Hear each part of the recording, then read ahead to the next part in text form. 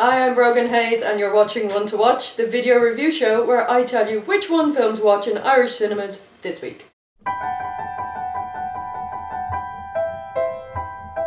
This week's One to Watch is Her, the new movie from Spike Jonze, starring Joaquin Phoenix, the voice of Scarlett Johansson, Amy Adams and Chris Pratt.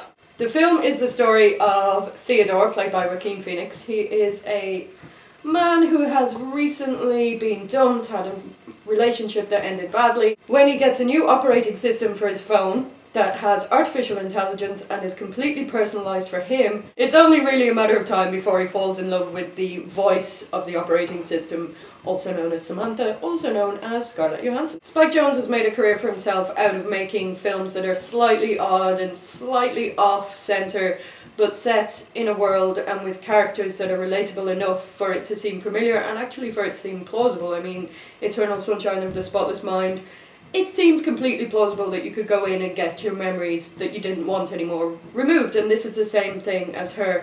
It seems completely plausible that Siri on your iPhone or whatever operating system you use will get more and more clever and more in tune with you and start responding to you in a way that you find incredibly comforting and familiar and all the rest of it. The great thing about this film is that it's set in the future, but there's no government drunk on power, there's no segregation between rich and poor, this is not a dystopian future. This is our future. It's about 15 years down the line, say, and it's a comforting, comfortable, warm future, one that feels very familiar and could easily be our future 15 years down the road. It's hard to imagine anybody but Joaquin Phoenix playing this character. He's got that sort of quirky sensibility that it really feels like the role was written for him. He inhabits it so comfortably and so easily, and he's so sort of warm and normal, even when the relationship is not going incredibly well. He's completely relatable. You can see pieces of yourself in him and in the way he's interacting and the way he's behaving. Scarlett Johansson, if she did not make her voice performance believable, this film would not work, and she does a fantastic job.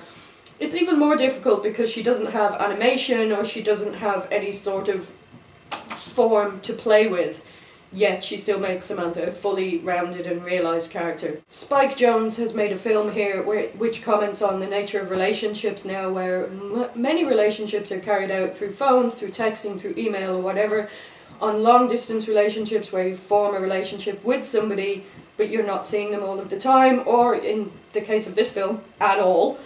It also comments on the kind of way that we've come to behave now with all this technology that we have and all the stuff that we rely on, rather than face-to-face communication. So it's a very clever little film, passes comments on a lot of things, but never hammers the audience over the head with it.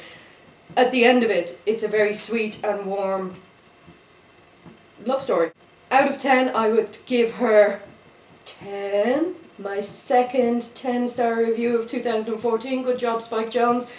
I'm not incredibly surprised that Spike Jonze has made a 10-star film. I do love him and the work that he's done in the past. And until next week, I've been Brogen Hayes, and this has been One to Watch.